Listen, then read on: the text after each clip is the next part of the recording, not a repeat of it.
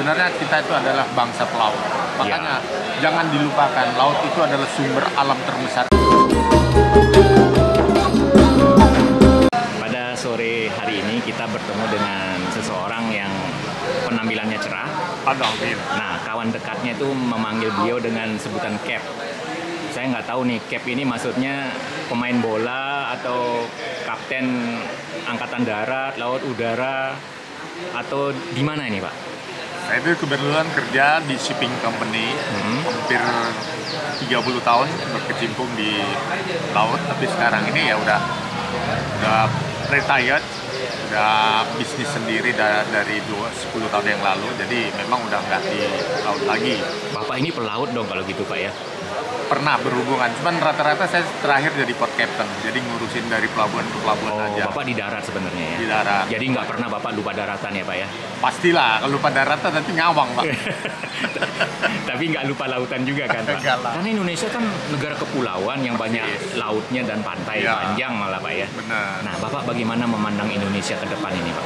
Saya kira kita tetap optimis dengan kekayaan alam dan mungkin sumber daya manusia yang besar, dan mungkin juga harus kita bangun skill-skill manusia Indonesia lebih maju lagi. Karena kalau dibandingkan dengan negara lain, kita sumber daya manusia dan iklim, kita beruntung tinggal di Indonesia. Sepanjang tahun itu tidak ada musim dingin. Nah, kita tetap bisa bekerja. Mungkin kalau di Eropa, kita pada saat musim dingin, itu udah nggak bisa kerja. Tapi beruntunglah di Indonesia dengan keanekaragaman suku, budaya, tradisi, itu harus tetap kita jaga. Jangan bangga dengan budaya bangsa lain, tapi bangsa kita tuh lebih tinggi dan sejajar mungkin kalau dibanding bangsa-bangsa di dunia ini. Jadi jangan pernah merasa rendah diri, karena be yourself, jadilah diri kita yang memang kita itu mencintai tanah air kita. Sebagai negara yang penuh kekayaan alam dan budaya segala macam, Pak ya? Ya. SDM, SDA juga. Bagaimana Bapak melihat Indonesia ke depan ini? Soalnya sekarang kan tahun politik nih. Berarti dibutuhkan seorang leader, penerus Pak Jokowi yang bisa membangun Indonesia seperti yang mungkin Bapak cita-citakan gitu, Pak. Satu, Indonesia itu bisa maju. Pertama, dengan korupsi harus benar-benar zero. Walaupun tidak mungkin zero, tapi harus diminimalkan. Satu. Kedua, bangsa Indonesia itu bukan bangsa yang katakanlah bodoh, tidak. Bangsa Indonesia itu bangsa yang pintar. Cuman faktor bahasa. Kalau kita di dunia internasional, speaking kita yang kurang kan dalam bahasa Inggris. Jadi kuasailah ilmu itu. Satu lagi teknologi. Karena dimanapun di negara ini semua sekarang berdasarkan teknologi. Kita mempunyai nikel bagus, kita punya batu bara bagus, kita punya emas banyak, kita punya laut luas. Bangsa Indonesia itu adalah bangsa pelaut dari dulu. Tapi karena penjajah Belanda yang mungkin menginginkan kita menjadi negara agraris, dipaksa untuk menanam tanam paksa itu paksa. Jadi akhirnya kita terbiasa dengan negara agraris. Sebenarnya kita itu adalah bangsa pelaut. Makanya jangan dilupakan, laut itu adalah sumber alam terbesar kita. Dari mulai ikan, dan siapa yang menguasai laut itu akan menjadi bangsa yang besar. Nah, selama ini kan banyak orang hanya mengenal atau menyebut Pak Jokowi asik membangun infrastruktur ya, dan itu dikait-kaitkan dengan jalan tol, jembatan, dan sebagainya.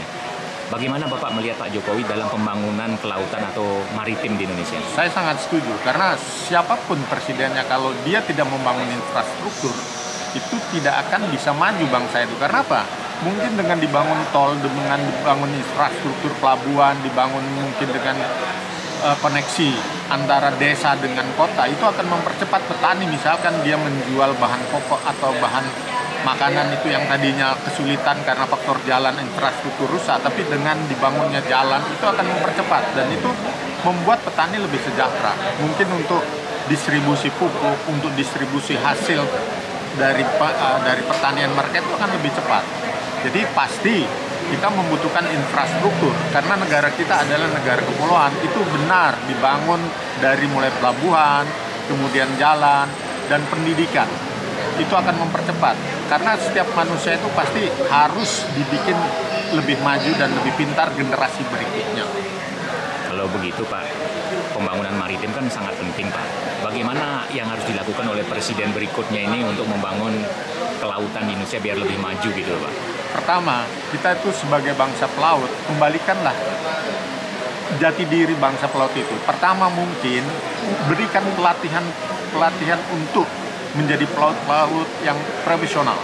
Karena contohnya negara Taiwan itu kecil tapi mereka menguasai hampir semua lautan di sekitar, bahkan sampai mungkin ke Indonesia. Jangan sampai laut kita yang beraneka limpah banyak sekali ikan dan lobster dan macam-macam hasil laut itu dinikmati oleh bangsa lain. Jadi kita harus membangun dari mulai infrastruktur pelabuhan, kemudian perlengkapan untuk melaut itu terutama perahu-perahu nelayan harus dimodifikasi lebih maju dan lebih modern lagi. Nah, kan tahun politik nih sekarang nih Pak. Dari sekian banyak calon yang ada Prabowo, ada Anies Baswedan, Ganjar Pranowo, bahkan ada yang menyebut Puan Maharani, Erick Thohir, AHY, Muldoko bahkan gitu Pak ya. Ridwan Kamil. Nah mungkin ada nanti kuda hitam gitu. Kita kan nggak tahu nih Pak. Kalau menurut Bapak di antara nama-nama yang disebut itu yang kena di hati Bapak siapa Pak? Sebenarnya sebagai bangsa Indonesia dan lahir besar di Indonesia dan turunan dari orang asli Indonesia, saya menginginkan siapapun presiden Indonesia itu harus orang asli Indonesia. Karena harus bisa menjaga tradisi budaya dan tradisi budaya harus kita jamin bahwa itu kita yang harus mengembangkan, bukan tradisi budaya bangsa lain. Jadi siapapun presiden Indonesia yang penting dia memang mempunyai jiwa nasionalis, dia mempunyai jiwa untuk membangun. Siapapun dari suku manapun dari bangsa Indonesia. Jangan kita bangsa besar, hampir 300 juta penduduk Indonesia. Jadi saya kira sudah saatnya kita tetap harus mempertahankan presiden adalah asli dari Indonesia, bukan dari keturunan lain. Untuk sekelas menteri, gubernur, atau bupati silahkan, tapi untuk presiden dan wakil presiden sebaiknya harus orang Indonesia asli. Lalu siapa yang cocok kira-kira Pak kalau Bapak sebut seorang figur gitu? Banyak bagus, Pak Ganjar bagus, Pak Muldoko bagus, juga mungkin Pak Prabowo punya nasionalis juga. Tapi yang penting pilihan rakyat yang bisa membawa rakyat ini menuju lebih sejahtera dan makmur untuk menjaga supaya bangsa ini punya rasa nasionalis tinggi. Seperti itu ya Pak ya? Seperti itu saja. Bapak optimis dengan Indonesia ke depan Pak? Selama masyarakat kita tidak dipecah belah oleh kekuatan asing dan kita memang mau membangun bangsa kita ini, saya yakin bangsa kita akan maju untuk ke depan. Terima kasih Pak. Sama-sama Pak.